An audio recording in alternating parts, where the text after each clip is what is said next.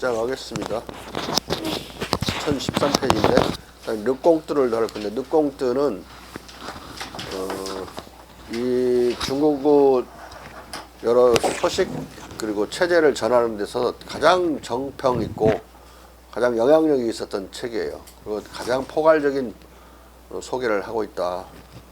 그러니까 그 시대의 중국을 모르는 중국 연구자들도 이 책을 봐야 될 정도로 정평이 있어요. 오히려 마젤란 것보다 정확성은 훨씬 더 뛰어나다. 르꽁뜨입니다. 루이 다니엘 르꽁뜨인데 다니엘을 쓰다 말다 그래서 루이 르꽁뜨라고 많이 표기하는 경우가 많아요. 자, 읽어보죠. 1.5 르꽁뜨의 중국의 현재 상태에 대한 신비망록. 예술 소속 신부 루이 르꽁뜨의 중국의 현재 상태에 대한 신비망록은 공자를 무신론자로 보는 나바레테의 논변을 반박하기 위해 집필된 책이다. 이 책은 영국 명예혁명 직후 출판되어 바로 다음 해인 1697년에 영역되었다. 이 책은 영국과 유럽 전역에서 큰 찬반 논쟁을 동반하며 유럽인의 비상한 관심을 끌었고, 바로 예수의 신부들과 로마 교황 추종 성직자들 간의 대규모 중국 전래 논쟁을 격화시키게 된다. 분서 리스트에 들어가게 되죠, 이 책이. 근데 카톨릭 국가에서 분서 대상이 되니까 오히려 비카톨릭 국가인 영국이나 독일 이런 지역에서는 더 높이 치는 책이 됐어요. 반대로. 자. 중국의 현재 상태에 대한 신비망록의 내용. 르꽁뜨는 1687년 7월 마카오에 도착해 1688년 2월 중국에 입국해서 1691년 말 파리로 귀국할 때까지 중국에 체류했다. 그는 1696년 루이 14세의 수학자로 임명되었다. 그가 조술해 1696년 출판한 중국의 현재 상태에 대한 신비망록은 중국의 상업, 경제, 정치에 관한 중요한 내용들도 상세하게 소개하고 있다. 몇 가지 내용을 들여다보자. 르꽁뜨는 천하에 나면서부터 귀한 자는 없다는 공자의 태생적 평등태제를 구현한 중국의 신사제도와 정치 사회적 평등을 이렇게 설명하고 있다. 귀족은 결코 세습적이지 않을 뿐더러 사람이 수행하는 관직에 의해 생기는 차별을 제외하고는 사회적 지위 면에서 백성들 간에 아무런 차별도 없다. 훗날 프랑스 혁명 과정에서 반포된 인간과 시민의 권리 선언의 제1조는 르꽁뜨의 이 설명을 거의 그대로 옮겨놓고 있다. 프랑스 인권선언 제1조는 다음과 같이 규정하고 있기 때문이다. 인간은 자유롭고 평등하게 태어났으며 언제나 계속 그렇다. 그러므로 사회적 차별은 오직 공공적 공리성에만 기초할 수 있다. 차별을 인정을 하는데 그 경우는 여기는 사람이 수행하는 공직에 의해 생기는 차별을 제외하고는 그 말 표현법이나 사회적 차별은 오직 공공적 공리성에만 기초할 수 있다. 이 표현이나 거의 유사하지. 이 르꽁뜨의 이 구절을 인권선언은 그대로 뻔땄다고 거의 그대로 이렇게 해석을 해요. 특히 크릴 같은 사람들은. 자, 천하에 나면서부터 귀한 자는 없다는 공자의 타고난 평등 명제를 구현한 중국 신사제도에 대한 르꽁뜨의 설명과 프랑스 인권선언의 타고난 평등 명제는 내용상으로나 표현상으로나 아주 유사하다. 이 때문에 헤를리 크릴은 인권선언 제1조가 르꽁뜨의 중국 신사제도 설명을 참조한 것이라고 말한다. 르꽁뜨에 의하면 중국인들은 과학에서 중간 정도의 능력이 있으며 차라리 기술적 기량에서 훨씬 더 성공하고 있다. 그들은 과학을 유럽에서 우리가 보는 수준의 완벽하로 끌어올리지 못했을지라도 이 기술 측면에서 생활의 통상적 사용에 필요한 것뿐만 아니라 편리성, 솜씨, 교섭, 심지어 잘 조절된 장엄성에 기여하는 것은 무엇이든 다 알고 있다. 그런데 그들은 유럽의 식자들과 비교될 만큼 충분한 독창성을 갖지 않을지라도 기술에서는 우리에게 자리를 내주지 않으며 이유범절에서 우리와 비견되고 아마 행정과 통치에서는 우리를 능가할지 모른다. 르꽁뜨는 중국과 유럽이 기술과 예절에서 대등하지만 정치와 국가 행정에서는 중국이 유럽을 능가한다고 말하고 있다. 그리고 르꽁뜨는 중국의 특유한 제한군주정의 탁월성에 대해서 이렇게 설명한다. 중국인들은 공화정에 대해 혐오감을 갖지만 폭정과 억압에 대해서는 유럽인이나 네덜란드인들보다 훨씬 더 강하게 반대한다. 중국인들은 군주가 시민들의 주인일 수 없기 때문에 무릇 폭정과 억압은 군주의 권력의 절대성으로부터 생겨나는 것이 아니라 자연의 소리도 신의 법도 용서하지 않을 군주 자신의 야수성으로부터 생겨난다고 본다. 중국인들은 왕에게 부과된 권력을 남용하지 않아야 할 의무가 자신들의 멸망을 야기하기 위한 것이라기보다 오히려 왕을 확고히 하고 확립해주는 수단이라는 의견, 그리고 왕 자신이 자기 감정에 가하는 이 유용한 제한은 유사한 제한이 자기가 악행을 하지 않는다는 이유에서 덜 강력한 자가 되지 않는 전능자의 위엄과 권력을 감하지 않는 것과 마찬가지로 이 지상에서의 자기의 권력이나 권위를 조금도 감하지 않는다는 견해를 가지고 있다. 법이 황제에게 주는 무제한적 권위와 이 동일한 법이 그에게 부과한 이 권위를 중용과 분별력으로 사용해야 할 필요성은 그토록 많은 시대 동안 중국 군주정의 이 거대한 조직을 지탱해온 두 기둥이다. 따라서 명예에 대한 사랑보다 훨씬 큰 지배권을 어떤 기질에 대해 행사하는 이익은 유구한 관습에 의해 안내받고 법을 준수할 황제의 큰 동기다. 관습과 법률은 전적으로 그의 이익을 위해 만들어진 것이라서 그가 이것들을 위반하면 반드시 그 자신의 권위에 손상을 가하게 된다. 그리고 르꽁뜨는 핀토, 멘도자, 마테오 리츠처럼 중국이 세습 신분을 인정하지 않고 능력주의를 관리 선발의 원칙으로 삼는다는 점을 강조한다. 그리고 멘도자처럼 중국이 침략을 모를 정도로 평화적이라고 강조한다. 중국의 정책 원칙은 국내에서 일어나지 모를 어떤 소요나 반란을 진압하거나 방지하게끔 평시든 전시든 대군을 유지하고 이에 못지않게 이웃나라로부터 신임과 존경을 보지하는 것이다. 그리고 르꽁뜨는 상업을 가급적 많이 장려하는 것이 중국의 원칙이라고 말한다. 다른 모든 정책이 그 나라의 풍요와 편익에 이바지하지만 이 원칙은 상업이 일단 실패하면 마지막 군경으로 영락할 백성들이 바로 그 삶에 관계되는 것이다. 하지만 중국인들이 건전한 제도들 중에서 황제의 수입을 걷는 방법만큼 평화와 질서를 유지하는 데 기여하는 제도는 없을 것이다. 모든 경작지가 측량되고 모든 가구가 등록되고 재화에 대한 소비세나 인도세에 의해 황제가 얻는 것이 공개적으로 알려진다. 만인은 자기가 마땅히 내야 하는 것을 납부한다. 르꽁뜨는 각종 부역의 급납을 인도세라고 잘못 말하고 있다. 르꽁뜨는 감세, 면세 정책과 그 감면 방법에 주목한다. 중국인들은 특히 어느 지방 백성들이 역병을 겪거나 땅이 계절에 맞지 않는 날씨로 평년과 같이 좋은 소출을 내지 못할 경우에 매년 한두 지방을 세금 몫을 감당하는 것으로부터 면제하는 관습이 있다. 르꽁뜨의 중국 속에는 엄밀한 묘사라고 볼 수 없지만 대체로 정확한 편이었고 또 많은 중국 찬양을 담고 있다. 모든 척도에서 중국은 1700년경 청나라의 강희, 옹정, 권룡제에 의한 제국의 성공적 평정 이후 동시대 유럽의 어떤 국가와도 비교할 수 없는 고도로 문명화된 위력적 국가상을 보여주고 있었다. 1710년부터 50년대에 특히 르꽁뜨의 이 저술의 결과로 정점에 도달한 유럽에서의 중국의 지위는 철학적 기준에 따라 제도화된 고도 문화의 상일 뿐만 아니라 주변 지역에 정치적 영향을 미치는 열강의 명성이었다. 르꽁뜨는 부유 크기와 영토 면적에서 중국의 단 한 명의 지방 태수가 관리하는 영역과 비견될 수 있는 나라를 가진 유럽의 군주는 한 명도 없다고 쓰고 있다. 르꽁뜨는 중국을 기독교 세계의 가장 강력하고 가장 화려한 나라였던 루이 14세의 프랑스보다도 많은 점에서 우월한 나라로 평가한다.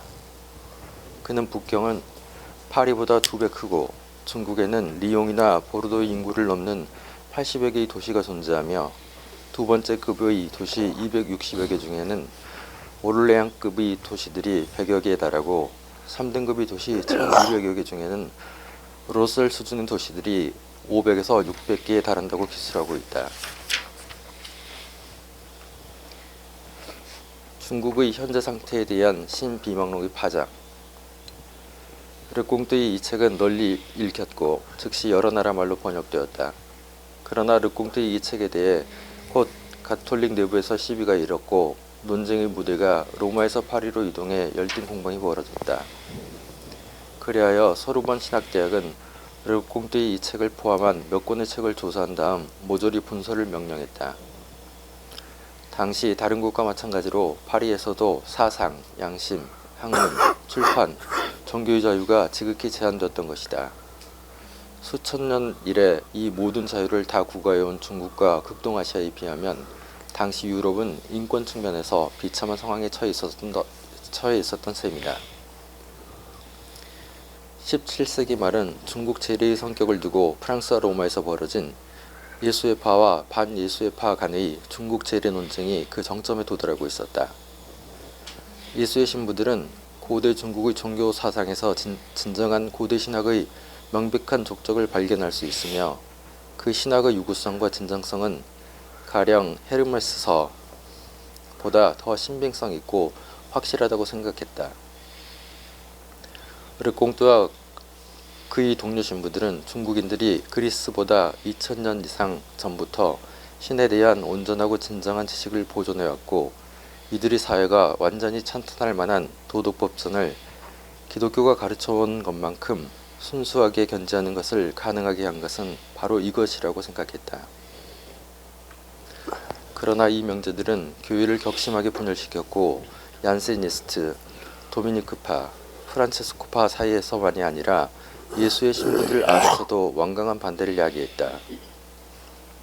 예수의 공식 입장이 고대 중국인들을 이론론자이자 고신학의 교수들로 분류하고 신유학자, 성리학자들, 특히 주위를 이 고신학의 믿음을 상당히 더럽힌 자들로 규정한 반면 예수회파, 롱고바르디, 프란체스코파, 생트마리 등 반대자들은 공자경전과 롱고바르디가 모두 무신론자로 단정하는 성리학자들의 경전 안에서 주로 발견되는 공자의 천 개념이 섭리적 신의 존재를 단적으로 배제한다고 주장했다.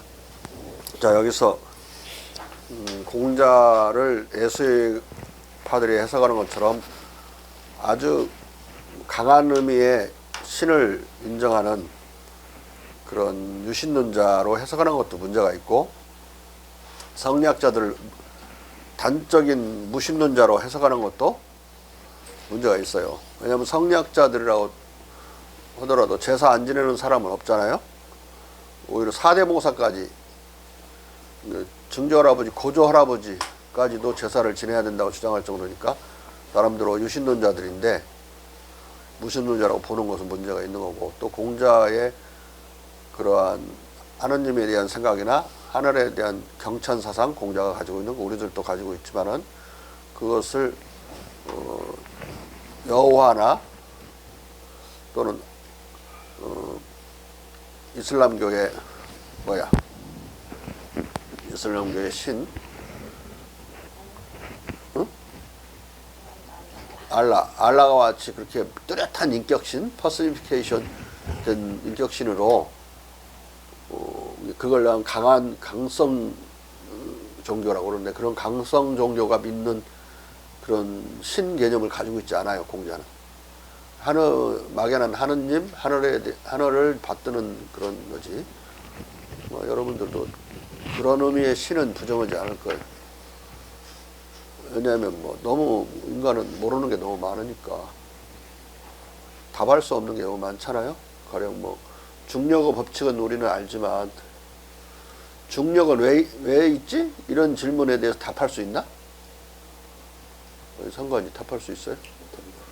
NaCl 이 소금인데 소금이 NaCl이라는 거 알지만 NaCl이 왜 우리한테 짜게 느껴지지? 그거 답할 수 없잖아요. 그런 궁극적인 질문, 얼티미트한 퀘스천에 대해서 답할 수 없는 분야가 인간은 너무 많기 때문에 그건 그때 답은 어떻게 하지? 하느님이 그렇게 하라고 했으니까 하는 거라고. 하느님이 중력이 있으라고 했으니까 있은 거고, NaCl이 우리한테 짜게 느껴지도록 우리 입맛을 만들어 놨으니까 짜게 느끼는 거고, 이렇게밖에는 답을 못 한단 말이에요. 그러면은 인간도 아니고 그 사물도 아닌 제3의 누군가 그렇게 만들었다고 하는 그런 관념으로서 그런 막연한 신개념, 그것은 누구도 부정하기 어려울 거예요. 모든 걸 우리는 합리적으로 또는 경험적으로 답할 수 없기 때문에.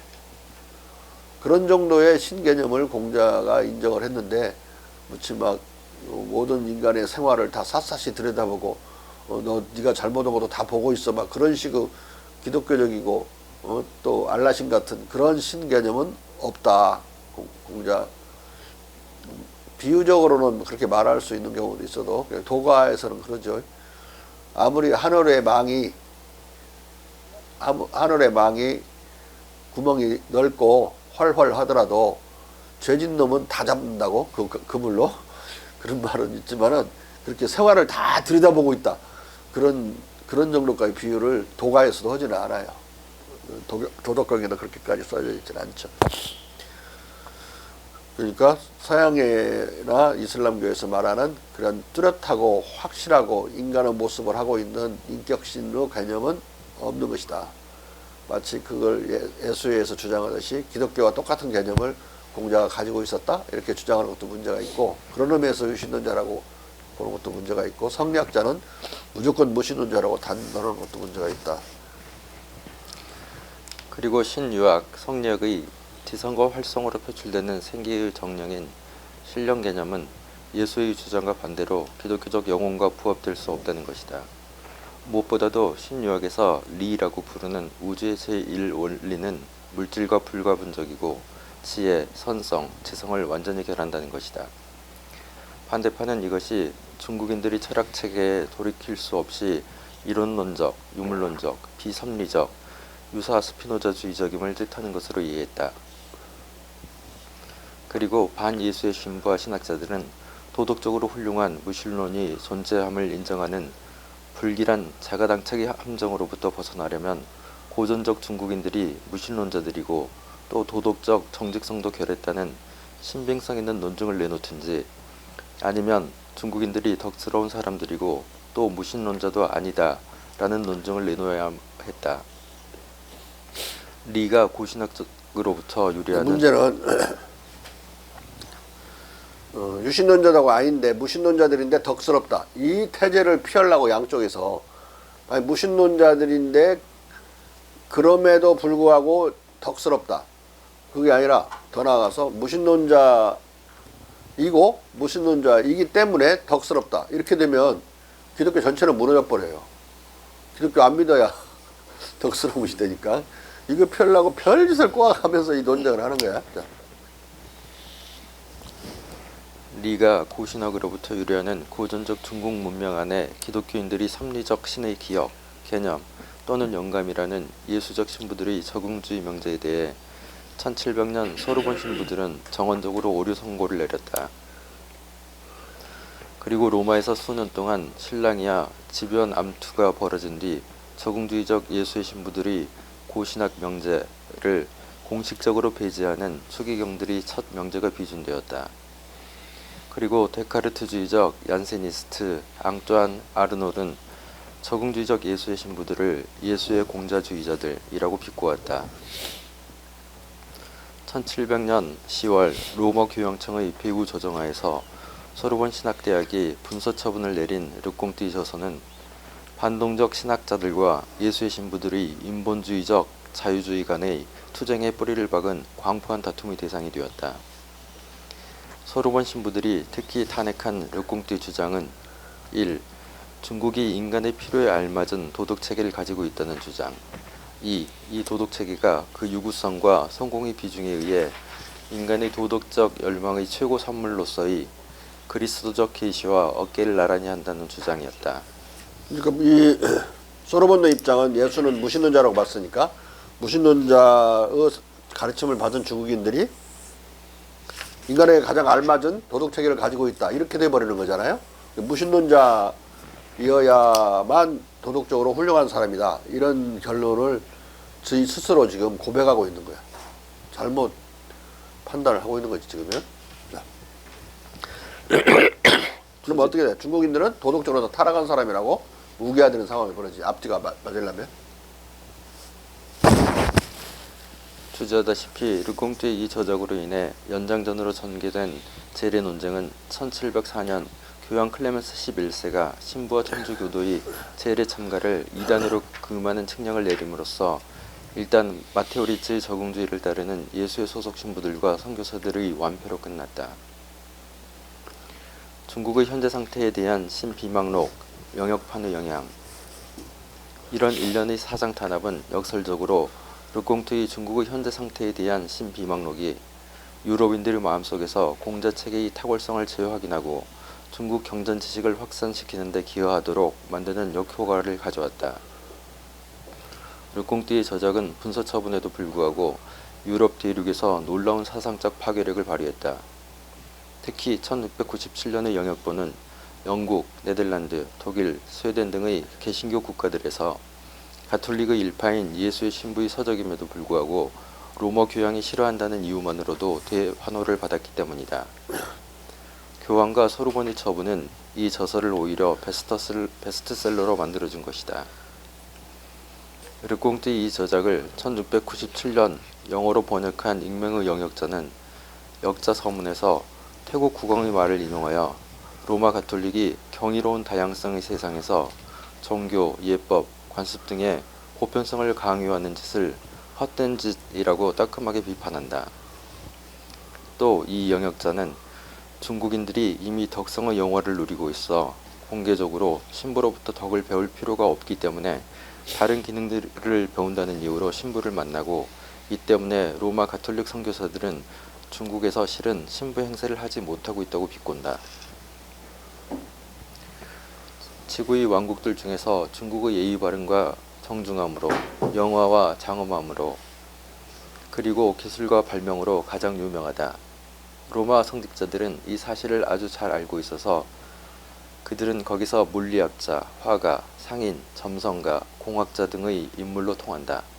왜냐하면 그들은 아시아의 궁전에서 이런 인물로만 받아들여지기 때문이고, 또 아시아 궁전들은 너무 예민해서 낯선 종교의 포교를 공개적으로 수용할 수 없기 때문이다. 또 여기서 거기 와서 신부로서 무슨 그들이 활동한 게 아니라 물리학자나 화가나 상인, 점성가, 뭐 공학자 이걸로만 활동했지 궁전에서 그런 신학자 노릇을 못했다 이거야. 상당히 카톨릭들을 비아냥거리는 거죠. 자. 또 익명의 영역자는 로마 교황청의 포교 활동도 세계 정복 활동으로 강도 높게 비판한다. 1580년 이래 약 630명의 예수의 신부와 200명의 다른 교단 성직자들이 여러 기독교 국가 지역들에서 중국으로 파견되었다. 나는 로마 교회가 전 세계를 자신의 지배권 아래 두기 위해 세우는 기획과 계획에서 지칠 줄 모르는 근면과 정책에 경탄하지 않을 수 없다. 그런데 이 기획과 계획은 나머지 기독교 국가들의 모든 가톨릭 지역을 호령하고 정복에 적합한 기후를 지키는 이런 호전적 교회에 대항해 이 나머지 국가들이 자기들의 땅을 지키려고 의도한다면 보다 많은 만장일치를 이루고 힘이 더 강해야 한다는 교훈이 될 수 있다. 영역자는 로마 교황청의 동아시아 포교를 세계 정복의 일환으로 추진되는 일종의 침략 활동으로 보고, 이 포교 활동의 성공으로 힘을 재충전한 로마 교황청이 침략의 마술을 다시 유럽 개신교 국가들에게로 돌릴 위험에 대해 경계심을 표하고 있다. 그러니까 종교전쟁에서 무승부로 끝났죠. 이 신교와 구교가 카톨릭이 방향을 돌려서 유럽 바깥에서 이제 포교 활동을 통해 가지고 카톨릭 국가들을 늘려서 힘을 비추건 다음에 다시 유럽으로 돌아와서 신교를 공격할 걸로 생각하는 거예요. 기본적으로 개신교 시각에서도 카톨릭의 세계적인 포교 활동은 제국주의적 포교 활동으로 본 거예요. 근데 다른 일본이나 중국 기타 나라들 입장에서는 오죽 하겠어요? 그 당하는 나라 입장에서는. 그런데도 상당히 관대하게 봐줘요. 일본은 이제 그들이 반란을 일으키고 나서부터는 카톨릭 반란, 카톨릭 농민 반란 이후에는 완전히 금지했지만 그 이전까지는 자유롭게 놔뒀거든요. 이들의 의도를 몰라서 놔둔 건 아니고 금방 강화되지 않을 걸로 보고 놔뒀는데, 그렇게 3만여 명의 카톨릭 농민들이 포르투갈, 스페인 신부들의 배후 조정에 따라 반란을 일으켜갖고 약 3만 8천? 4만이라고 보통 얘기해요. 4만 명가량의 농민들이 하나도 항복을 않고 옥쇄해버려요. 그걸 겪고 나서는 일본이 일체 카톨릭은 발도 못 붙이게 만들었어요. 우리나라에서도 카톨릭이 이제 천주쟁인데 천주쟁이의 포교는 자유로웠었다. 언제까지? 정조를 가로져 자유로웠고 오히려 이제 순조 말기 때 이제 좀 이따 말기 때 대원군 초기에 결국 벌어지는 건데 황사형 백서 사건. 프랑스 군대로 하여금 우리나라를 침공해 주시오라고 요구한 백서가 전달되는 과정에서 발각되면서 일본에서와 같은 사태가 벌어질 거라고 생각하고 그때부터 카톨릭 천주쟁이들을 이제 목을 치기 시작하지. 그러니까 국가의 안보 문제를 건드리지 않는 한 반란을 일으키거나 침략을 유도하지 않는 한 그냥 자유로웠는데 그걸 건드리는 경우에는 백령교도 못지않게 그걸 다스렸어요. 그러니까 조선 정부가 카톨릭을 그냥 무조건 탄압했다고 그런 생각하면 안 되는 거예요. 그들이 한 것은 국가를 공격을 하는 거의 완전 매국 정도가 아니라 국가 파괴적인 행동을 한 거죠. 중국에서도 그와 마찬가지였다. 완전히 자유로웠는데 카톨릭이든 뭐 예수교든 예수교 말해 그 예수쟁이들이든 자유롭게 포교 활동을 할 수 있었는데 어떤 결정적인 계기 이 지금 전례 논쟁 때문에 카톨릭이 결국은 예수의 방식을 적응주의적 포교 방식을 이단으로 공격을 하면서부터 중국하고 틀어지기 시작하는 거예요. 중국이 두 번이나 강희제가 공자에 대한 제사나 조상에 대한 제사는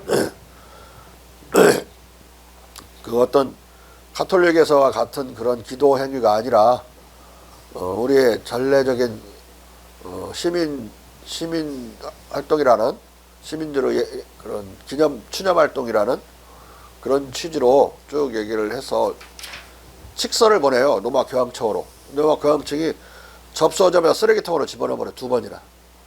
그러고 나서 이제 강희제가 마테오 레치의 적응주의적 포교 논리를 따르지 않는 모든 포교 활동을 금지시켜버려요. 이제 이후에도 카톨릭 선교사들이 남아있었지만 그들은 다 적용주의적인 선교사였고 그걸 공격해온 여러 가지 프란체스코파니, 먼 파니 얘네들은 모조리 쫓겨서 마카오로 쫓겨난다. 죽이지는 않아요. 하나도 위해를 가하지도 않고 잘 안내해서 마카오로 모이게 만들죠. 다시는 못 들어오게 만들죠. 선서하지 않는 한 그 적응주의적 방법으로 포기한다는 걸 선서하지 않는 한. 근데 적응주의 방법이 아닌 프란체스코파가 하는 방식은 강희제라는 저런 황제도 이제 예수의 기독교를 믿지 않기 때문에 아마 지옥에 떨어질 것이다. 막 이런 걸 계속 자기 신도들한테 가르치고 막 그런 걸 알게 돼요. 그 중앙정부에서. 그러니까 그냥 이들을 싹쓸이 해버리라는 상소가 황제 앞으로 빗발친다고. 근데도 그렇게 싹쓸이는 안 하고 관대하게 그렇게 분리시키죠. 자. 동시에 소르본과 로마의 반예수회 가톨릭 교단은 소르본 대학의 분소 조치와 예수회의 적응주의적 공자평가에 대한 클레멘스 교황의 이단 선언으로 인해 더 큰 철학적, 신학적 자가당착의 함정에 빠져들었다. 예수의 공자주의 입장을 배제하는 것이 생각했던 것보다 철학적 위험이 더 많은 것임이 곧 명약관화해졌기 때문이다. 대표적 예수의 신부 쿠플레는 거의 모든 주석가들이 현저하게 덕스럽고 지혜롭다고 인정한 고전적 공자 문도들을 무신론자들로 모으는 것이 심각한 결과를 가져올 것이라고 경고했다. 왜냐하면 이것은 덕스러운 무신론자들이 존재한다는 것, 덕성과 경건성의 별개라는 것, 신의 부정이 도덕적 폐륜과 다르다는 것을 분명 함의할 것이기 때문이다. 지금은 이것이 일반적으로 받아들이지만 만약 그 시대에 이것이 관철되는 경우에는 기독교는 설 자리가 없어지는 거예요. 기독교를 안 믿을수록 또는 안 믿어도 도덕적인 삶이 가능하다. 그리고 기독교를 믿지 않을 뿐만 아니라 이걸 기독교를 믿도록 그걸 주관하는 성직자들은 필요가 없는 것이다. 기독교만 필요 없는 게 아니라 기독교 성직자는 필요 없는 거지만 성직자와 신이 실업자가 될 가능성이 높아요. 이 태제가 관철되면. 자. 쿠플레와 르콩뜨의 논변을 배격하고 중국인들의 사상이 본질적으로 무신론적이라고 공인하는 것은 예수의 수십 년 공들인 중국 선교의 전반적 기초만이 아니라 일반적 합의의 근거에 신의 존재를 지지하는 난공불락의 논변을 본질적으로 의심스러운 것으로 만들어 놓은 것이다. 왜냐하면 예수의 공자주의와 중국관을 배척하는 것은 세계 인구의 대부분이 결국 무신론자들이라는 것을 뜻했고, 더욱 안 좋은 것은 이것이 많은 사람들이 더할 나위 없이 참여할 만한 것으로 평가하는 윤리학의 사회적 법전과 유구한 체계가 무신론자들에 의해 많은 나라에 걸쳐 경건하게 보존되고 준수되고 있다는 것을 뜻했기 때문이다. 그리하여 예수의 관점을 배척하는 것이 잘 질서 잡힌 무신론자들의 사회가 가능하다는 피에르벨의 태제에 대한 확인으로 비치는 것을 피해가기 위한 노력이 필요했다.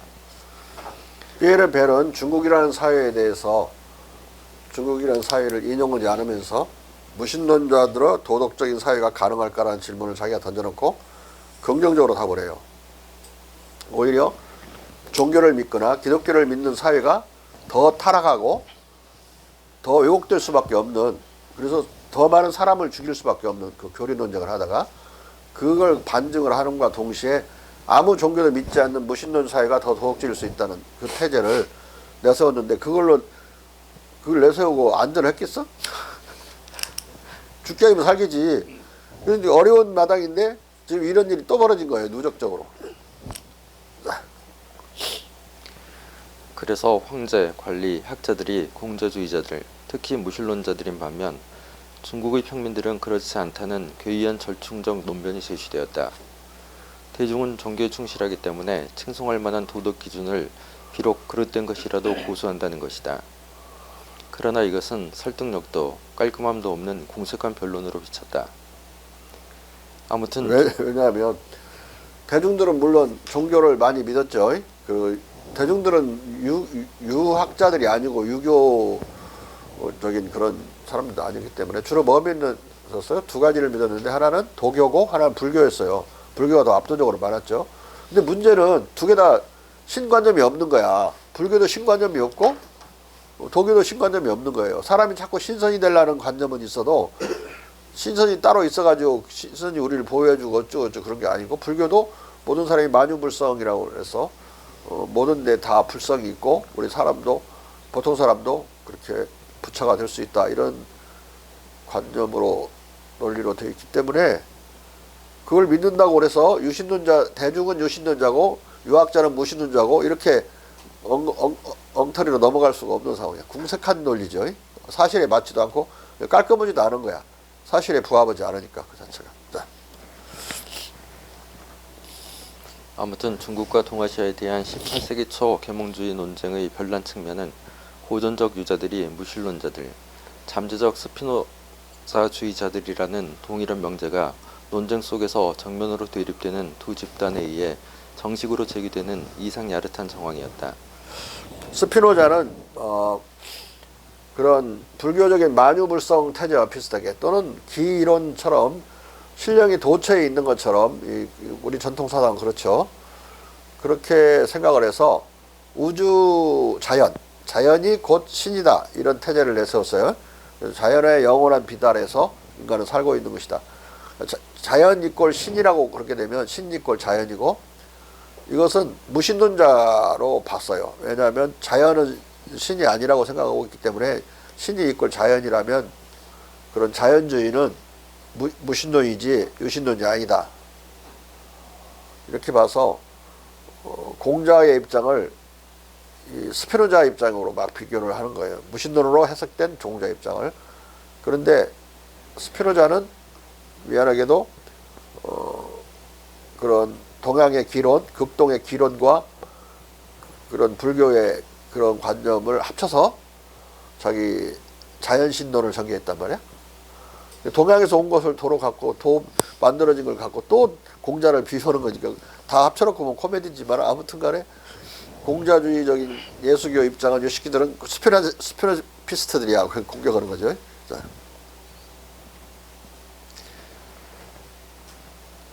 같은 논변이 상이한 대립적 전략적으로 통합되는 엽기적 병립을 낳았던 것이다. 말브랑시와 반예수의 교파가 중국적 고전적 중국 도덕과 철학 전통을 스피노자주의와 한 통속으로 묶음으로써 전통적 중국, 일본, 조선을 깎아내린 논변 대목에서 급진적 계몽주의자들은 스피노자주의가 요구한 존경할 만한 전적으로 자연스러운 사고방식, 즉 생각할 수 있는 한에서 대부분의 인류의 사고방식임을 암시하려고 공자주의를 스피노자주의와 동일시했다. 이 논변의 전복적 함의는 대부분의 동양 민족들이 스피노자의 정서를 공유한다는 베일의 주장에 뒤이어 광범하게 설파되게 이르렀다. 한마디로 피에르 벨에 의해 강력해진 급진적 계몽주의가 광범하게 설파되고 확산되어 18세기 초에 점차 다수파, 아니 계몽주의의 주류로 부상하기 시작한 것이다. 이거 발표할 때는 피에르벨이 죽을 뻔하는데 이 입장이 계속 점차 확산돼 가지고 이 급진적 계몽주의 입장이 승리하는 방향으로 막 가는 거야. 18세기 초에 넘어가니까. 근데 18세기 초에 이 사람은 죽거든요. 그 이후에 더 확산돼. 자. 아돌프 라이히바인의 말대로 공자가 18세기 계몽주의의 소성인이 되기까지는 18세기 중반을 기다려야 했다. 하지만 적어도 18세기 전반의 전 기간 동안은 공자가 유럽인들의 유일한 관심의 초점이었고 공자 경전의 학습은 종교사의 발전에 결정적 추동력을 부여했다. 그리고 1687년과 1711년에 출판된 공자 경전의 번역본들은 18세기 후반까지도 유럽의 최대 베스트셀러로 남아있었다. 이와 함께 18세기에 들어서면서 베스트셀러이자 스테디셀러였던 거죠. 한 번도 지속적으로 팔리지 않은 적이 없었고 또 가장 많이 팔렸고 공자 경전들이 성경책은 잘 안 팔렸어요. 이때 공자만 완전히 팔렸어요. 자. 이와 함께 18세기에 들어서면서 중국 관련 서적의 출판이 획기적으로 늘어났고 그 대부분이 프랑스에서 출간되었다. 프랑스인들은 이런 책들이 독서에 열성적이었다. 종교전쟁과 종교개혁, 개신교 탄압, 금서, 분서, 정부 파탄, 공정음모, 그리고 캐나다와 인도의 상실 등 긴 일련의 종교적, 정치적, 경제사회적 재앙들 덕분에 프랑스의 학자와 정치가 일반 백성들은 외국으로부터 들어오는 이념의 수용적인 자세가 되었던 것이다. 약간 가치관 혼란이 막 일어나는 때였던 거죠. 또 프랑스에 대한 믿음도 막 줄어들고. 그 다음에 이제 디알데 중국 통사는 가장 포괄적인 중국 소개서로서 1권, 2권, 3권, 4권이 모조리 중국에 관련 내용이다. 4권으로 되어 있어요. 1.6 듀얼드의 중국 통사와 유럽 계몽운동의 확산, 중국 통사의 공간과 국제적 파장. 다른 저작은 장 바프티스트 듀얼드 신부가 파리에서 1735년에 출간한 중국 제국과 중국 타타르의 지리적, 역사적, 연대기적, 자연적 기술, 이하 중국 통사이다. 이듬해 이 저작은 The General History of China로 영역 출판되었다. 이 영역판은 순식간에 3판이 거듭팔렸고 1741년에 교종판이 나왔다. 책을 여러 번 이렇게 그 권수가 많다고 해서 안 팔리는 게 아닌 것 같아. 내가 안 팔리는 거 보면은 책이 나빠서 안 팔리는 것 같아. 이 영역판은 순식간에 3판이 거듭팔렸고 1741년에 교종판이 나왔다. 그리고 이 영역본에서 100쪽 이상 발췌된 내용이 1737년 1월부터 4월까지 The History of the Works of the Learned지에 소개되었다. Learned지에 소개되었다. 같은 해에 뒤이어 전 2권으로 된 경쟁적 영역서인 A Description of China도 나왔다. 발행인인 번역 버전이 두 가지인 거죠. 발행인인 에드워드 케이브는 이 영역본을 1737년 2월부터 영역되는 대로 주간지로 연재해 출간했다. 이 연재는 1741년에 완료되었고 같은 해 연재분의 모음집은 2권으로 출판되었다. The Gentleman's Magazine은 1737년 3월 브루크스 번역본이 세련된 준칙들과 정치 교훈을 담은 이야기들을 빼놓고 영역했다고 지적하자 이에 브루크스 쪽은 생략에 대한 정당한 이유를 대며 응수했고 케이브번 번역의 부정확성과 오욕들을 제시했다. 이에 다시 케이브는 그런 오욕과 실수는 브루크스의 번역본에서도 발견된다고 대꾸했다. 이 논쟁은 1742년까지 이어졌다. 이런 논쟁은 틀림없이 중국 통사에 대한 영국 독자들의 관심을 한껏 고조시켰을 것으로 보인다. 이처럼 중국 통사의 영역, 출판 과정은 흥미진진한 논쟁을 동반했다. 그러나 중국 통사의 독역본은 1749년에야 뒤늦게 나왔다. 1711년 이래 가마적이고 신기한 서간들의 편집을 맡아온 듀얼드는 1731년 서간들을 통해 그의 중국 통사의 출간을 알렸고 1733년에는 이 저작에 관한 내적 분량의 안내문을 발행했다. 영국 논객 유스터스 버젤은 이를 재빨리 읽고 그가 간행하는 벌의 1733년 8월호에 이 사실을 게재했으며 듀얼드의 저 안내문에 소개된 책의 대략적 내용도 1734년 2월호에 실었다. 듀얼드의 이 저작은 출간 전부터 이렇게 국제적 관심사였고 라틴어 원본과 각국 번역본이 각국에서 신속하게 팔려나갔다. 중국 통사의 내용 분석.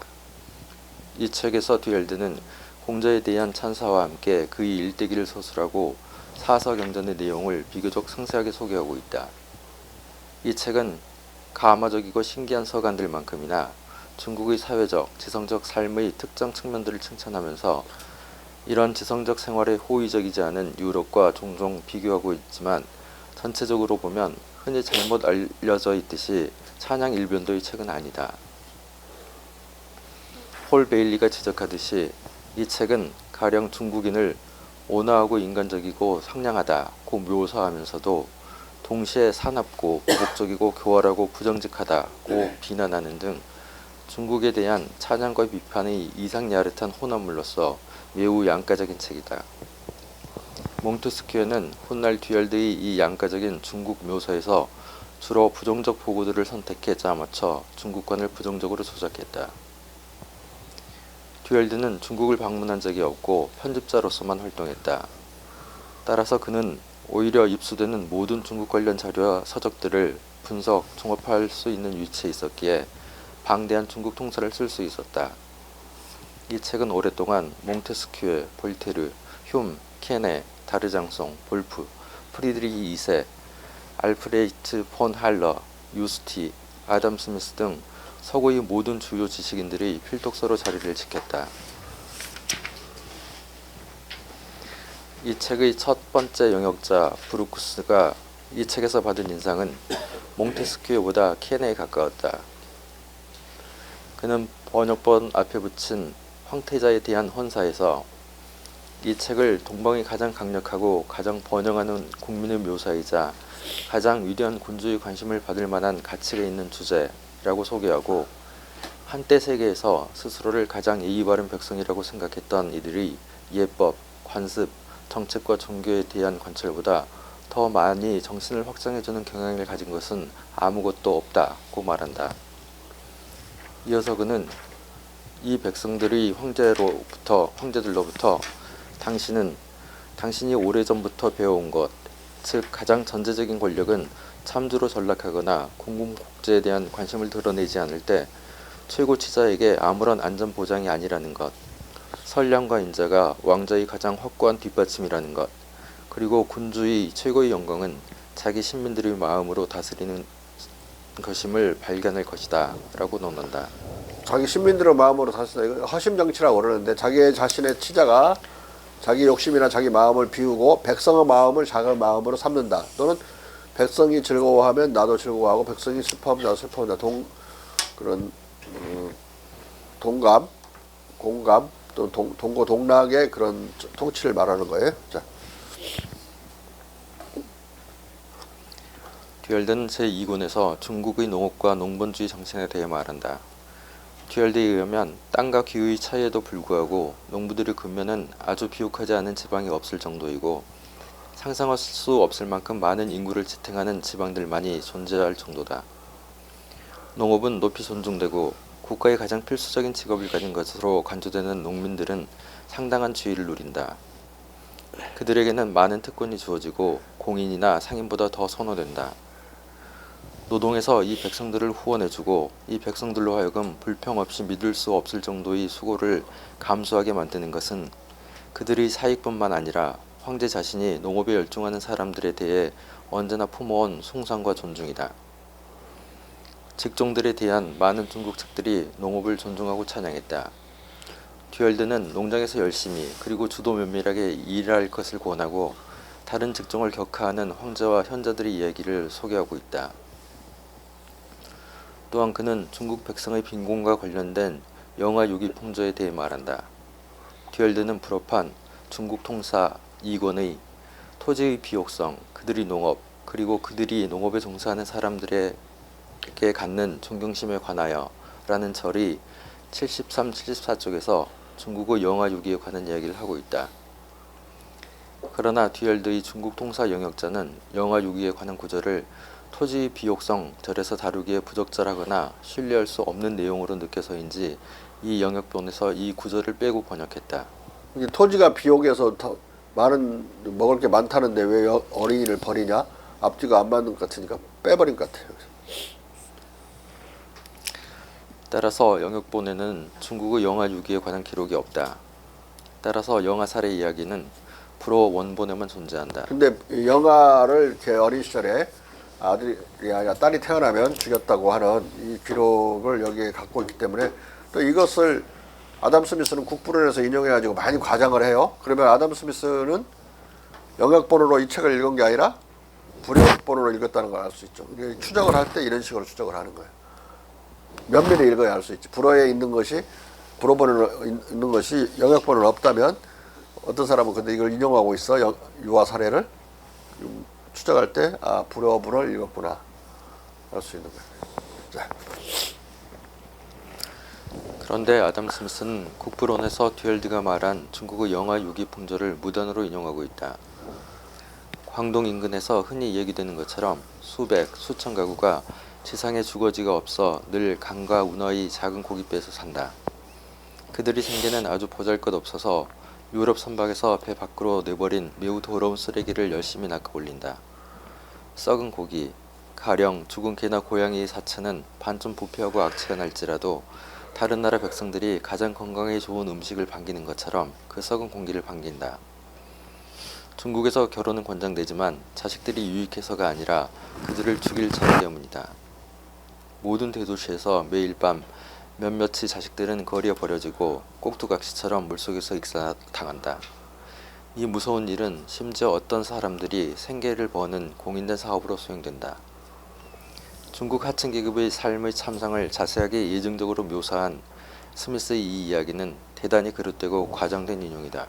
왜냐하면 그 물에 빠뜨려 죽인 게 아니라 먹여 살릴 수 없는 상황에서 아기가 태어나면은 그것을 부잣집에게 갈 수 있도록 하려고 볏집을 이렇게 배처럼 벼를 짜가지고 거기다 이제 담요 아기를 싸서 강에서 떠내려 보냈어요. 그리고 재수가 좋으면 이제 부잣집 사람이 건져서 물놀이에다 건져서 이제 갖다 키우고 그러면 살 수 있기 때문에 그래서 이제 아들보다는 이제 딸들이 많이 이렇게 해서 다른 집으로 가게 되는 실제로 죽이는 경우는 많지 않았는데 이렇게 과장해가지고 왜곡된 형태로 얘기를 하면은 유럽에서는 잘 팔리겠지만 책이 응?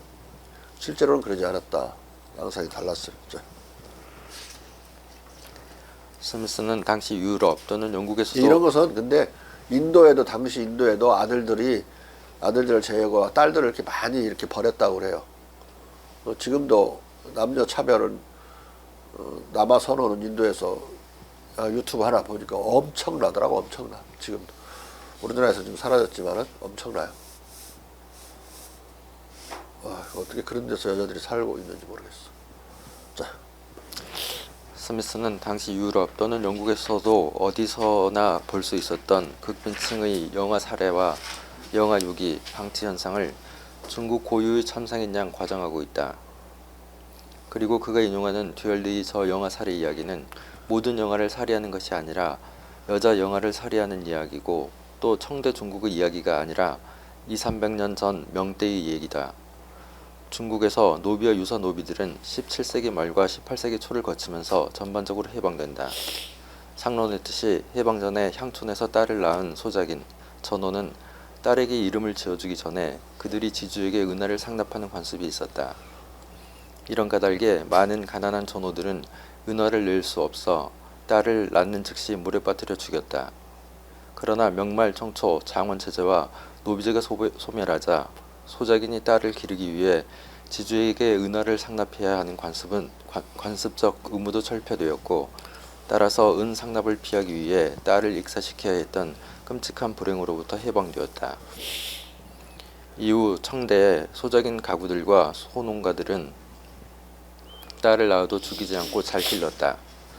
청대에는 여아 살해의 관행이 완전히 사라진 것이다. 따라서 스미스는 듀얼들을 인용해 200년 전의 중국 풍습을 뒤늦게 재탕하고 있는 것이다. 중국에 가본 적이 없는 듀얼드는 다시 120년 전에 공간된 마테오 리치 트리고의 중국인들 사이에서의 기독교 성교를 인용하고 있다.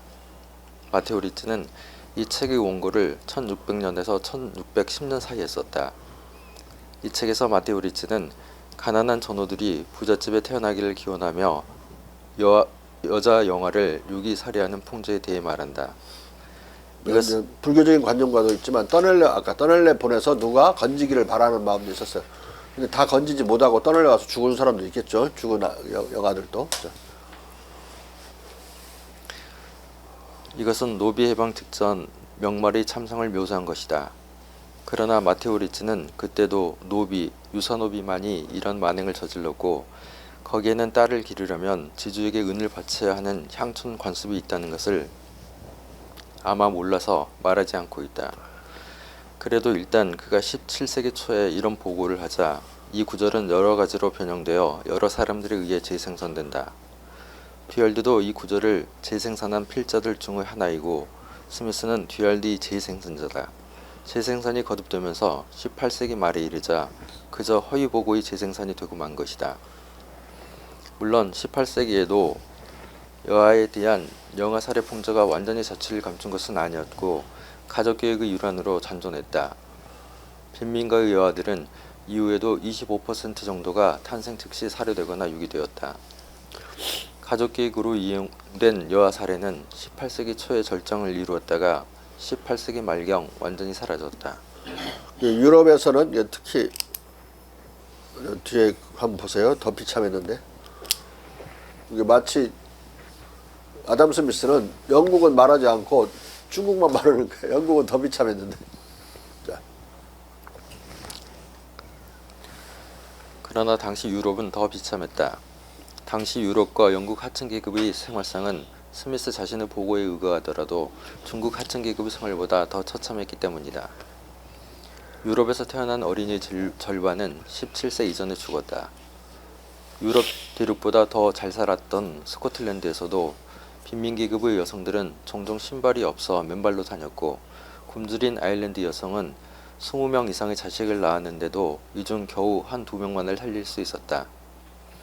군인가족 중에서는 거의 모든 소녀들이 9살 또는 10살이 못 되어 죽었다. 스미스가 청대 중국에서 유행하는 것으로 잘못 과장해 고발하고 있는 영아 유기 또는 영아 살해는 태어난 자식들의 절반이 17세 이전에 죽은 유럽 처녀과 태어난 20명의 자식 중 18명이 죽음에 처한 아일랜드 빈민가족, 태어난 자식이 전멸하는 영국 군인가족 안에서 어쩌면 저질러졌을지 모른다.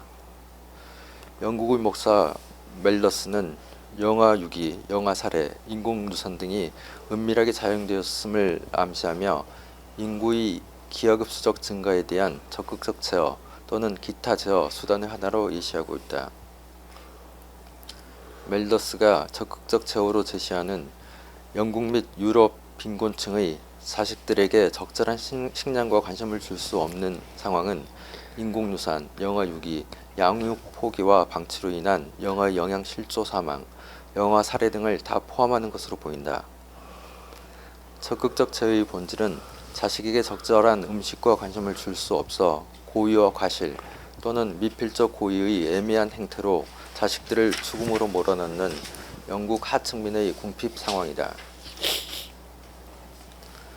한편 듀얼드는 중국의 찾아가는 수공업에 대해서도 언급하는데 이것도 여러 필자에 의해 거듭 재인용되며 칼 마르크스에까지 전해진다. 듀얼드는 중국 통사에서 이렇게 말한다. 모든 도시에 온갖 장인들이 존재하는데 이 중 일부는 자기들이 점포에서 일하고 일부는 원하는 사람에게 그들의 용역을 제공하기 위해 이 가로에서 저 가로로 옮겨 다닌다. 대부분의 일은 개인 집에서 한다. 가령 당신이 옷 한 벌을 원하면 재단사가 아침 일찍 당신 집으로 왔다가 저녁에 귀가한다. 다른 직종에서도 동일하다. 심지어 대장장이들은 도구들, 모루, 폭로를 가지고 와서 상용한다. 대부분의 이발사는 사람들에게 다가감을 알리기 위해 작은 종을 울리며 계속 가로를 걸어 다닌다. 그들은 어깨에 의자, 대야, 주전자, 불 등을 수건과 빗상자와 함께 둘러매고 가로에서나 광장의 한복판에서 또는 현관에서 또는 원하는 어디에서든 머리를 아주 능란하게 깎아 만주의 관습에 따라 긴 머리카락만 남겨둔다. 케네는 듀얼드의 이 구절을 이렇게 전제한다. 장인들은 아침부터 저녁까지 이 일을 찾아 마을을 뛰어다닌다. 대부분의 중국 노동자들은 특정한 집 안에서 일한다. 당신이 가령 옷을 맞추고 싶은가? 그러면 재단사는 아침에 당신 집에 왔다가 다시 저녁에도 온다. 마찬가지로 모든 장인들로부터 일상적 도구를 만들기 위해 모루와 폭로를 가지고 다니는 대장장이나 안락의자를 어깨에 메고 대야와 주전자를 손에 들고 다니는 이발사에 이르기까지 이들은 일감을 찾아 끊임없이 거리를 달린다. 케네의 이 기술은 다시 듀얼드의 기록을 약간 부정확하게 과장해 옮겨 놓은 것이다. 아담 스미스는 케네의 인용을 무단으로 재인용하고 있다. 장인들은 유럽에서처럼 자기 작업장에서 손님의 부름을 기다리는 것이 아니라 각 직업의 도구를 가지고 서비스를 제공하러 고용을 구걸하는 양 거리를 계속 이리저리 뛰어다니고 있다. 이것을 보면 다시 스미스가 케네를 인용한 것인지 듀얼드를 인용한 것인지 불분명하다. 칼 마르크스도 듀얼드의 저 구절로 묘사된 중국의 사회 상황을 중국의 본래 모습으로 여겨 자본론 사학원 잉여가치학설사에서 유사한 구절을 리처드 존스의 Textbook of Lectures on the Political Economy로부터 전제하고 있다. 손님을 찾아 거리를 횡행하며 서비스를 일순간 요구하거나 그들이 만드는 대상들을 필요로 하는 사람들이 기회되는 대로 욕구에 달려있는 임금을 받는 많은 그리고 확충된 노동자층이 세상에는 많다. 최초의 서양 선교사들은 중국에서 이런 상황과 조우했다. 거기서 수공업자들은 아침부터 해질녘까지 손님을 찾아 거리를 뛰어다닌다. 중국 노동자들은 대부분 개인 집에서 일한다. 당신이 옷을 필요로 하는가? 그러면 재단사가 아침에 당신에게 와서 저녁에 귀가한다. 다른 수공업자들에게도 상황은 동일하다. 그들은 부단히 일을 구하러 가로를 내달리고 대장장이도 일상적 노동을 위해 모루와 대장간 폭로를 들고 다닌다. 이발사도 어깨에 안락의자를 메고 뜨거운 물을 담은 주전자를 들고 길을 배회한다. 존스는 중국 노동자들은 대부분 개인집에서 일한다. 당신이 옷을 필요로 하는가? 라는 어법을 볼 때 필경 케네의 글을 무단으로 인용했다. 무단이란 말은 각주 달지 않고 표절했다는 소리야. 근데 같은 구절이 여러 가지로 변해서 반복되는데 한 번도 100년간 중국에서 직접 확인해보지 않죠. 희한한 풍조야 얘네들은. 표절을 계속하고. 칼 막스만 리차드 존스로부터 인용한다고 표시를 해놨고. 나는 이게 진짜인 줄 알았어. 이 말은 왜 중요하냐면 이런 식으로 일하는 사람들이 소비자를 직접 찾아다니게 되면 이 사람들이 모여서 일하는 일자리가 없고 이들을 고용한 사람이 고용주가 따로 없잖아. 자기가 자기 자신의 물건을 들고 다니는 사람들이니까. 그러면 자본주의적 생산, 즉 임금 노동자가 등장하지 않았다는 이야기야. 엄청나게 이런 사람은 많은데 이따위 식으로 이러는 사람은 많은데 임금 노동자가 등장해서 자본주의적 기업으로 넘어가지 않았다. 이 평가를 또 다시 할 필요가 있죠. 자. 듀얼드가 묘사한 시장 수요 위축으로 인한 이 수공업자들의 서비스업자들의 열악한 근로 조건이 수공업자들과 서비스업자들의 열악한 근로 조건이 1730-40년대 중국의 경제적 현실이었다면 그것은 천문학적 규모의 대서방 사치품 수출량의 점진적 격감과 소멸, 중국 산업의 소리 없는 쇠락과 소득의 점진적 감소 추세, 그리고 이로 인해 야기된 중국 경제의 시장 수요 위축과 퇴행 과정의 한 단면을 모사한 것처럼 보인다. 프랑스와 케네로부터 아담 스미스를 거쳐 칼 마르크스에 이르기까지 서양 학자들은 듀얼드가 묘사한 이 퇴행적 중국 풍경을 줄곧 중국의 항구적 상황으로 착각하고 이후 150여 년간 반복적으로 우려먹었다. 그 이후에 1735년에 이 책이 나왔죠. 듀얼드 책이. 그 이후에 150년 동안 단 한 번도 중간에 검증을 안 해본 거야. 어떻게 중국이 변했을지에 대해서. 계속 헌발 또 하고 또 하고. 자. 그러나 중국의 이런 퇴행적 경제 상황은 중국 대중의 높은 소득 수준이 여전히 유지되고 내수가 살아있던 1710년대 이전의 중국에서는 볼 수 없었다. 그리고 1770에서 80년대부터 개시되어 1860에서 70년까지 이어진 90 내지 100년 장기 불황이 해소되자 이런 퇴행적 경제 상황도 해소되었다. 중국인의 사기성에 관한 한 듀얼드는 중국인들이 르꽁트가 묘사하는 것처럼 나쁘지 않을지라도 선의가 특히 외국인들과 거래할 때 인기 있는 덕목이 아니라는 것은 사실이라고 말한다. 중국 상인들이 그들의 거래에서 좀 더 정직해질 것이 특히 외국인과 교역할 때는 소망되었다. 중국 상인들은 언제나 가급적 비싸게 팔려고 애쓰고 종종 주저없이 섞음질로 그들이 상품을 불순하게 만든다. 그들의 준칙은 구매자들이 가급적 낮은 가격을 지불하는 것이다. 이 원칙에 따라 그들은 판매자가 가장 높은 가격을 요구했는데도 구매자가 이 가격을 지불할 만큼 단순하고 무식하다면 판매자는 그 가격을 받을 권리가 있다고 생각한다. 그들은 기만하는 쪽은 상인이 아니라 사는 사람이 스스로를 기만하는 것이라고 말한다. 하지만 이 혐오스러운 원칙에 따라 행동하는 사람들은 다른 사람들이 정직성과 공평무사를 칭찬하는 첫 번째 사람들이라서 그들은 자기 비난의 자세에 처해 있는 셈이다.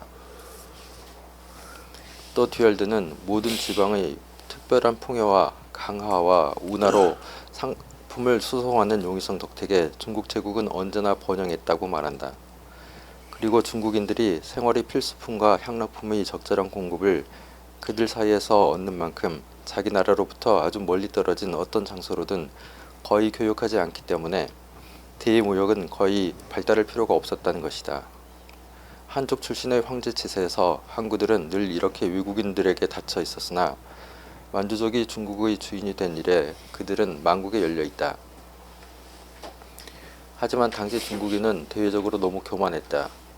교역이 중국의 모든 지방에서 아주 광대할지라도 특히 내국인들이 모든 외국 국민에 대해 경멸적 생각을 지니고 있기 때문에 그들이 대외 무역을 거의 원하지 않는 것은 전혀 놀랍지 않다. 그럼에도 중국의 무역은 전 유럽의 대내외 무역을 다 합친 것보다 더 방대했고 중국은 풍요로웠다. 중국의 내부에서 수행되는 교역은 아주 거대해서 전 유럽의 교역은 이것과 비교할 수 없을 정도다. 지방들은 서로 자기들이 가진 생산물들을 교환하는 개개 왕국들과 같다. 상업은 중국의 민족들을 통합시키고 모든 도시에 풍요를 가져다 준다. 이 대목은 나중에 몽테스큐에, 켄에, 휴մ, 스미스 등도 인용한다. 듀얼드는 칠기, 자기, 비단 등 중국의 사치품 생산도 상론한다. 이 중국의 내부 교역의 양이 유럽에서 각각 나라의 내부 교역과 또 유럽인들끼리의 국제 교역을 다 합친 것보다 많다라는 이야기니까 어마어마한 규모죠.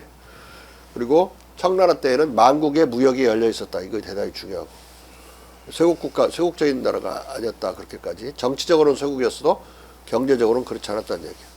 자. 그리고 듀얼드는 중국에 세습 귀족이 없다는 사실을 다시 한번 확인한다. 황제에 의해 가장 위대한 능력을 가진 것으로 생각되는 사람에 대해 수여되는 몇몇 가문에 속하는 자기가 존재할지라도 귀족은 중국에서 세습적이지 않다. 어떤 사람이 아무리 훌륭할지라도, 아니 그가 제국의 최고 자기로 승진했을지라도, 그 뒤에 남는 자녀들은 입신할 재산이 있을지라도 그들이 아주 큰 규모의 열성이 없거나 안이함을 좋아한다면 그들은 평민 수준으로 침몰하고 종종 가장 천한 직종에 종사하지 않을 수 없다. 어떤 사람이 그 아비의 직종을 이을 수 있는 것은 사실이지만 아비의 자규나 명성을 상속하지 못한다. 그는 아비가 그랬듯이 동일한 학위에 의해 상승해야 한다. 이런 이유에서 그들은 학업에 전념해야 하고 배움을 위한 성품을 가졌다면 출세할 것이 확실하다. 중국에서 지금 군림하는 황족에 속하는 사람들을 제외하고는 고기성의 어떤 칭호도 가진 사람이 없으며 유럽의 공작, 후작, 백작, 자작, 남작의 칭호와 많이 다르지 않은 5칭호가 확립되어 있는 것은 이 황족을 위한 것이다. 황족에게만 이런 칭호들이 주어지고, 황족도 다른 데 보면 4대에서 끝나는 거야. 황족도 황족으로 지위가. 안 그러면 엄청 늘어나서 귀족이 생기겠죠. 근데 4대에서 끝나버렸기 때문에 조선도 왕족이 아마 3대에서 끝났을 거야. 조선은 3대, 4대에서.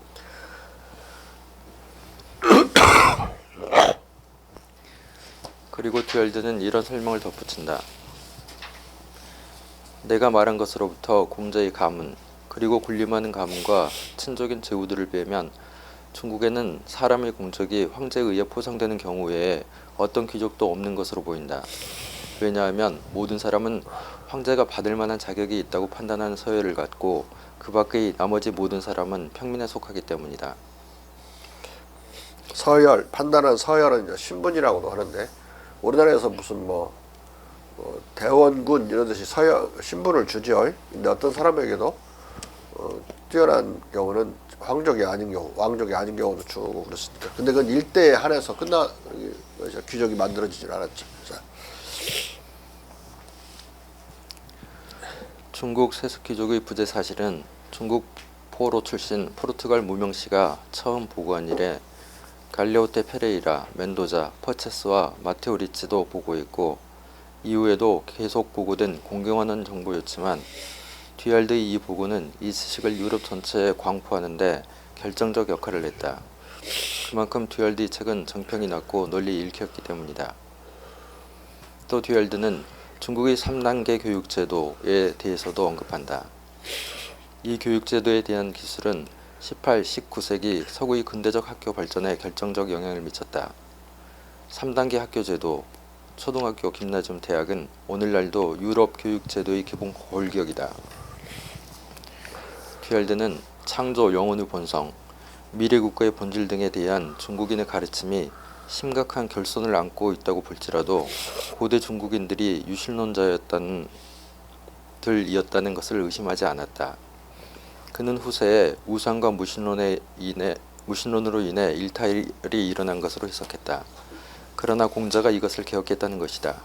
그리고 듀얼드는 공자를 탈레스, 피타고라스, 소크라테스보다 더 우월한 인물이라고 말한다. 공자는 노나라의 한 도시에서 기원전 551년 그리스 7년 중의 한 사람인 탈레스의 사망 2년 전에 태어났다.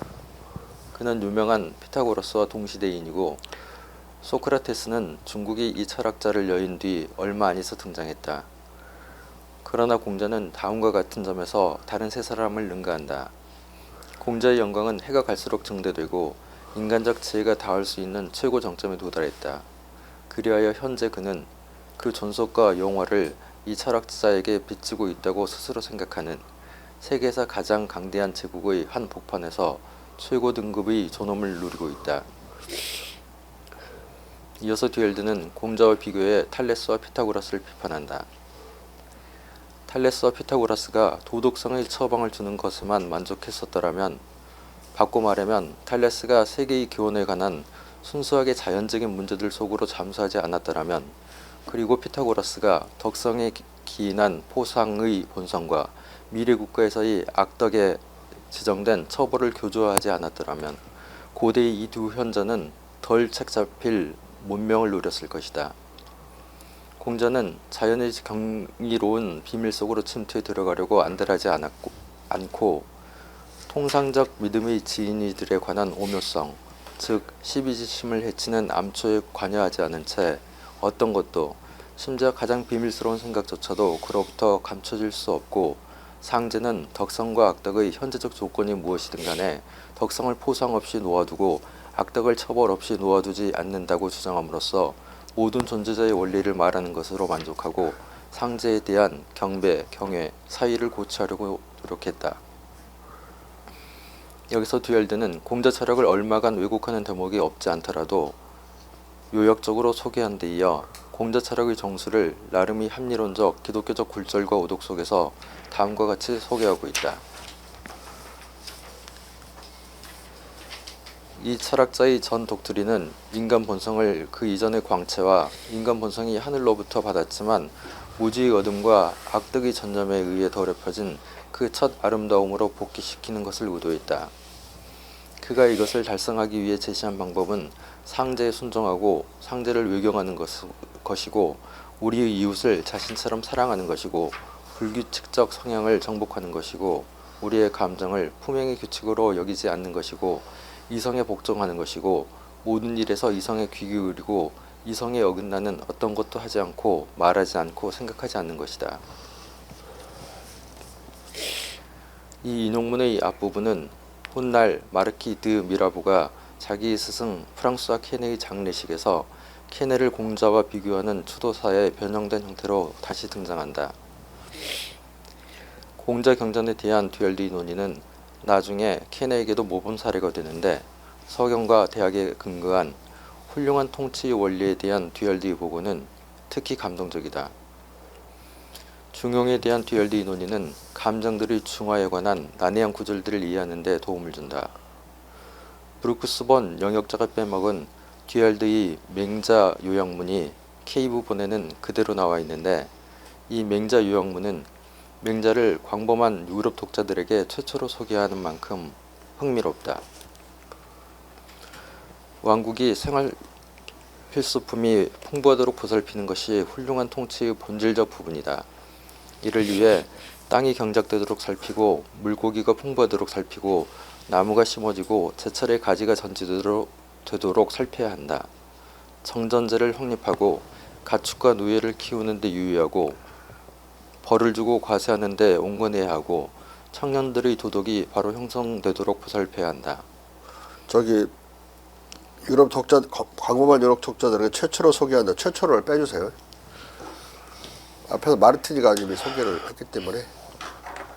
옛날 마르티니를 내가 몰랐을 때 들어있는 문장인데 살아있네 지금도.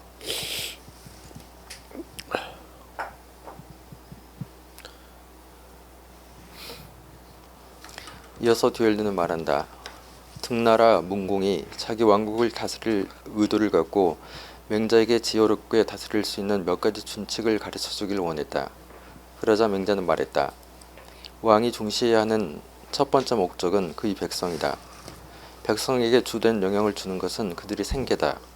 그들이 생계 수단은 근면하게 가꾸어지고 생활 필수품을 풍요롭게 생산한 땅이다. 그러므로 농업은 깊이 탐구되어야 하고 땅이 놀지 않도록 아주 잘 살펴야 한다. 그러면 백성들은 그 땅 위에서 살 것이고 결핍의 걱정이 없는 가운데 이 일을 향상시키고 덕을 이루려고 노력할 것이다.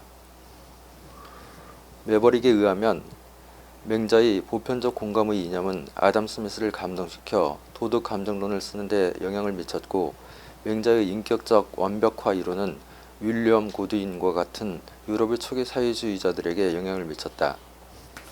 듀얼드의 맹자 소개 안에는 18세기에 수적으로 늘어난 많은 종류의 종교적 반란자들이 흥미를 끌만한 내용이 아주 많았다. 진정으로 듀얼드의 책은 거대하고 엄청난 혁명을 향해 떠밀려가는 쉴 새 없는 국민 앞에 놓여진 영감을 고취하는 간행물이었던 것이다. 그러나 듀얼드는 맹자 요약문에서 맹자의 민기 공경론, 역성혁명론, 폭군 방법론 등 혁명사상 부분은 당대의 지배 권력과의 갈등을 꺼려서인지 전혀 언급하지 않았다. 코리아의 역사와 현황의 소개. 듀얼드는 책에서 한국과 관계된 특기할 만한 것은 코리아를 코리아 왕국에 관한 지리적 관찰과 코리아 역사의 요약이라는 두 절로 소개하고 있다는 것이다. 이게 제일 빠른 한국에 대해서 가장 자세한 최초 소개야. 유럽에. 중국에 대해서는 많이 소개됐지만 한국은 여기서 가장 포괄적으로 소개된다. 자, 상당히 정확해요. 당시 조선에 대해서. 코리아 왕국에 관한 지리적 관찰은 1709년 강희제의 명에 따라 만주 지역과 조선 왕국 지도를 제작한 레지 신부 비망록을 그대로 선지한 것이다.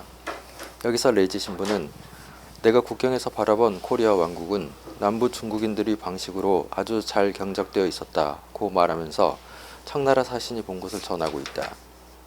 이 청나라 사신은 이 나라가 좋고 쌀, 밀, 기장 및 기타 곡식과 같은 모든 생필품을 아주 풍족하게 생산한다는 취지의 보고서를 레지 신부에게 넘겨주었다고 한다. 또한 레지 신부는 오늘날 한중 국경 분쟁에서 그 전부와 합의 여부를 놓고 다투는 봉금지대가 양국의 합의에 의해 설치되었다고 기록하고 있다. 지금 중국은 봉금지대를, 인간이 들어갈 수 없는 이 무인지경 봉금지대를 중국이 일방적으로 설치했기 때문에 일방적으로 취소할 수 있다. 그러므로 만주 지역에 대한 영토 주권 문제는 해결된 것이다. 우리는 그러지 않다고 주장하는데 봉금지대는 양쪽 합의에 의해 설치됐다. 여기는 합의에 의해 설치됐다 어디 있어? 자. 이 봉황성도의 동쪽에는 현재 코리아를 통치하는 왕가치의 조선의 서쪽 국경이 맞닿아 있다. 왜냐하면 중국을 공격하기 전에 조선인들을 먼저 정복한 만주인들과 조선인들이 전쟁 후에 말뚝 울타리와 조선 국경 사이에 사람이 살지 않는 일정 공간이 설치되어야 한다고 그들 사이에 마침내 합의되었기 때문이다. 합의되었다고 그랬죠, 여기. 그들 사이에. 이에 따르면 지금 중국이 차지하고 있는 봉금지대는 당초 중국 땅이 아닌 것이다. 레지는 북경에 온 조선 사신을 면대한 사실도 기록하고 있다. 수년 전 우리를 방문하러 온 사신은 우리에게 말하려는 것을 이해시키기 위해 붓을 사용했다. 우리에게 그는 공자의 학설이 그들 사이에 아주 존중받고 불승들은 아주 낮게 대우받으며 어떤 도시에서도 불탑을 세우는 것이 허용되지 않는다고 말해주었다. 또 몇몇 조선인들이 북경에서 제각기 상이한 시기에 세례를 받았을 수 있더라도 기독교는 아직 코리아에서 전파되지 않았다고 했다.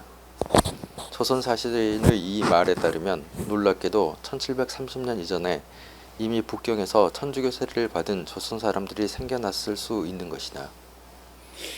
레지는 이어서 중국 아마 이 사람들이 한국에서 기독교를 맺은 최초 사람들이 아닐까. 1730년대 북경에서 세례받은 사람, 물론 카톨릭이겠지만. 레지는 이어서 중국 황궁에서도 창호지 등으로 사용되는 그리고 매년 아주 많은 양이 반입될지라도 줄곧 중국에서 어떤 종이보다 비싸게 거래되어 온 강하고 질긴 한지, 인삼, 검은 담비 등 조선의 가장 귀중한 물산들도 소개하고 있다. 똑같이 창호지로 쓰이는 거지만 한지가 이렇게 중국 것보다 한국 것이 우월해서 사실 궁궐에서도 쓰는 황궁의 창호지로 썼다고 했잖아요. 최고급 창호지였던 거죠. 근데 아무리 많이 공급되더라도 금방 고갈돼 버렸다. 품질이 엄청 좋았던 거예요. 자. 또한 역사를 보면 이렇게 잘났는데 우리나라 놈의 새끼들은 그렇게 스스로를 깔아뭉개는 소리를 그렇게 해대는지. 여기에 보면 중국은 엄청나게 잘 살고 뛰어난 나라인데 그 아까도 봤지만 그 뭐라고 하지? 아까 뭐 똑똑이라고 그랬지? 겉똑똑이? 헛똑똑이요? 갓똑똑이들이 막 황태영이가 뭐 잘못 써놨다고 뭐 그렇게 써놨어. 동양이 어떻게 서양을 앞질렀냐고. 자. 한편 고려의 역사에 관한 내용은 듀얼드가 삼정의 중국 서적에서 발췌해 소개하고 있다. 이 중 특기할 만한 것은 조선의 사람과 풍속 그리고 물산 등에 관한 것이다. 조선인들은 체격이 아주 잘 균형 잡혀 있으며 마음씨 곱고 유순한 성품을 지녔다. 그들은 중국어를 이해하고 배움을 즐기며 가무에 몰두했다. 여기도 가무는 등장하죠. 다 좋게 근데 써놨어요. 체격이 아주 균형 잡혀 있다 이 말은 상당히 신체적으로 발달되어 있었다는 이야기. 이 조선 한국인들이. 자, 또한 듀얼드는 남쪽 지방보다 북쪽 지방에서 큰 인물들이 더 많이 나온다.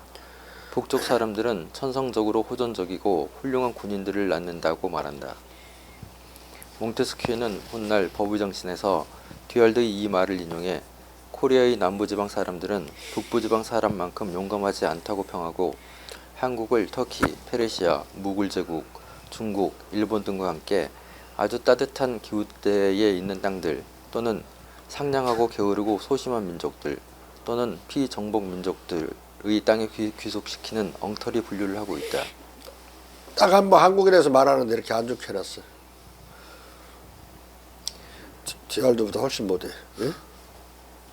나아가 듀얼드는 조선인의 복장에 대해 말한다. 조선인들의 가장 흔한 옷은 모피 모자와 릉라 옷이다. 여성들은 가장자리 장식이나 레이스를 단 작은 코트를 입고 지체 높은 사람들은 자주색 비던 옷을 입는다. 모자에 단 2개의 깃털로 구별되는 선비들은 더 유별나게 음악에 몰두했다. 선비들은 더 가물을 더 즐겼어. 노래방에 이렇게 많은지 이해가 가지. 당시 조선의 풍속은 아주 해맑았다. 듀얼드는 이렇게 기술한다. 기자가 8조에 불과한 금법을 반포한 후에 한국인들의 예법은 아주 잘 규제되어서 절도와 간음은 그들 사이에 모르는 범죄가 되었고 그리하여 밤에 대문을 닫는 경우가 없었다. 모든 국가의 치명적인 혁명들이 이 옛 순박성을 얼마간 변화시켰을지라도 조선인들은 여전히 다른 국민들에게 귀검으로 남아있기에 충분할 만큼의 순박성을 지니고 있다. 조선인들의 형벌은 지극히 큰 범죄에 대해서도 점잖다. 부모를 학대하는 것은 죽을 죄이고 죽을 죄를 범한 자들은 참수되었다.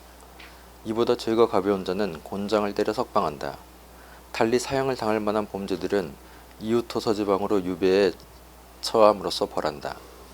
3년마다 한 번씩 박사시험, 문학사시험, 문학석사시험이 있다. 듀얼드는 조선의 물산과 교육물품에 대해서도 비교적 상세하게 말한다. 코리아의 교육물품은 하얀 종이, 늑대 꼬리털로 만든 붓, 인삼, 금, 은, 철, 아주 아름다워 겉에 바르면 금박처럼 보이는 노란 유약, 야자나무 같은 수액을 증류해내는 나무, 3피트 길이의 꼬리를 가진 닭, 약 3피트 높이 조랑말, 검은 담비 가죽, 비버와 미네랄 소금이다. 상인들이 서적을 팔려고 내놓을 때 그들은 가장 고온천으로 감싼다. 코리아는 산이 많을지라도 비옥하고 특히 아주 부유하고 소출이 많은 충청도, 경상도, 전라도가 비옥하다. 삼남지방은 비옥한 지역이다 이렇게 말한 거예요. 코리아는 듀얼드의 책에서 이처럼 아주 심성이 훌륭하고 상하 없이 가물을 즐기는 부유한 유교 국가로 묘사되어 있다. 이것은 뒤에서 다룰 정조시대 조선 백성의 세계적 생활 수준과 오늘날 한국의 경제 부흥 및 K-팝의 세계 진출과 관련해 매우 흥미로운 기록이다. 그러니까 이게 피가 있었다 이 말이야. 조상은 형편없었는데 갑자기 돌연변이로 애들이 잘 나가는 게 아니라 원래부터 핏줄에 이런 가락이 있었고 이렇게 순박했고 이렇게 도덕적으로 훌륭했던 사람들. 뭐 내가 뭐 요구해서 써놓은 것도 아니고 그것도 디알드가 요구해서 쓴 것도 아니고 여기 전문가가 내지 신부가 써놓은 거잖아요. 자기는 전제만 하는 거예요. 이쪽으로. 자. 공맹철학과 극동문화는 공맹경전이 번역되기 전후 17세기 내내 그리고 18세기 초에 이와 같이 이미 유럽에 널리 알려져 있었다. 이런 까닭에 이미 스피노자, 컴벌랜드, 로크와 같은 17세기 말 철학자들은 극동의 철학을 암암리에 표절하듯 수용하고 라모트 르베, 보시어스, 존 엘, 윌리엄 템플 등은 공개적으로 찬양하기 시작했던 것이다. 이 당시는 모든 기독교 교단 간의 정통성 논쟁과 이단 탄압이 아직 살벌했기 때문에 정치적으로 위태로웠던 철학자들은 이교 철학을 출처 제시 없이 슬쩍 훔쳐쓰는 표절을 했고 이것은 유럽 사상계에서 보통 용인되었다. 하지만 왕사나 국왕의 측근으로서 정치적 영향력이 막강했던 베예, 템플 등 유력한 일부 철학자들은 공자 철학과 중국 문화를 공공연하게 찬양했다. 공맹철학이 이와 같이 소개서들을 통해 어느 정도 알려지면서 그 다음은 공명 경전을 직접 보려는 욕구가 강렬해졌고 이 욕구에 부응해 경전이 번역 출판되기 시작했다. 이제 그 다음은 공명 경전이 직접 번역되는 과정인데 다음에 합시다. 여기까지 하고.